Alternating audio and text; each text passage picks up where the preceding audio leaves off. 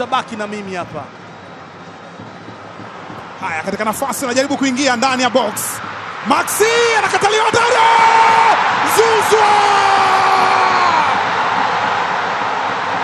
Mara ya mwisho kwa Yanga kumfunga Simba ni katika mechi ya Ngao ya Jamii. Hiyo ilikuwa ni mara ya 6 mfululizo. Kiufupi, Simba wana kiu kali na hamu kubwa ya kuvunja mnyororo wa vipigo vya back to back kutoka kwa Young Africans. Hiyo ni sababu ya kwanza kwa nini Simba wanahitaji ushindi mbele ya Yanga. Sababu ya pili na kubwa ni msimamo wa ligi kuu. Simba na Yanga zote zimecheza mechi 10 na Yanga amemzidi Simba alama 5, maana yake ushindi wa Simba utapunguza gap la alama. Je, inawezekanaje kwa Simba kupata ushindi mbele ya Yanga? Fundi Paparazzi nina majibu yake, na leo na kuletea kikosi cha kwanza cha mnyama ambacho kikianza na kuhakikishia New Amaan Complex itakuwa chungu kwa mwananchi. Hiki ndicho kikosi bora zaidi. Hii ndio promising squad, kuanzia golini hadi kwa mshambuliaji ni kazi. Uchambuzi ulioenda shule unapatikana hapa. Habari na makala za kusisimua zote zinapatikana kwa Fundi Paparazzi. Hakikisha unatufollow Instagram na TikTok, lakini pia usisahau kusubscribe kule YouTube. Bila kupoteza muda,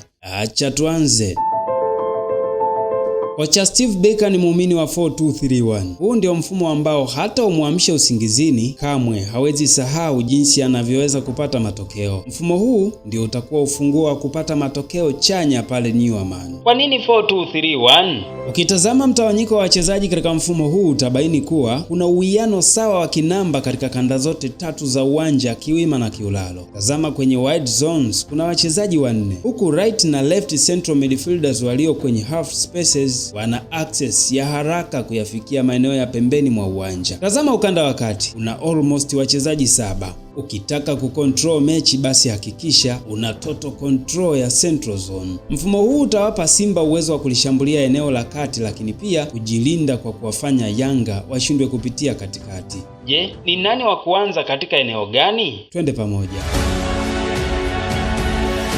Strength kubwa ya Yanga ipo kwenye eneo moja, defensive midfielders. Yanga ina wakata umeme wawili, Mohamed Kamara na Duke Abuya. Hawa wawili ndio wanaifanya timu itulie. Ina Pacome Zouzoua, Maxim pia Nzengeli, Okelo na hata Buba. Ili wacheze wakiwa comfortable zaidi, wanategemea zaidi eneo lao la holding midfielders. Wawili hawa wakishateka mechi, basi mpinzani atakula nyingi. Kwa mantiki hiyo, cha kwanza wanachotakiwa kufanya Simba ni kutaka utawala wa eneo la kiungo wa ulinzi la Yanga, kitaalamu tunaita zone 14. Simba lazima ianze na wachezaji wa kutawala zone 14 mbele ya Duke na Kamara. Hapa ndipo mtaalamu usajili mpya Inoremba atakaa katikati, kulia ni Libase Gwe na kushoto ni Ansel Ora. Huu utatu ukiwa kwenye form nzuri, basi utawala wa chumba namba 14 utakuwa wao. Ukiachana na eneo hili, eneo lingine nyeti kwa Simba ni eneo lao la holding midfielder. Kwenye mechi dhidi ya Dodoma Jiji hapa chini alianza Yusuf Kagoma na Clatous Chota Chama. Bila shaka kocha alijua fika kuwa Dodoma hawatakuwa wasumbufu. Steve Barker alijua kuwa Dodoma wangemruhusu Chama kupanda kuiunganisha timu kuanzia nyuma. Unapocheza na Young Africans, jua kabisa hawataruhusu box to box wako apande kama anavyotaka. Watamlazimisha kubaki chini na kumpiga pin.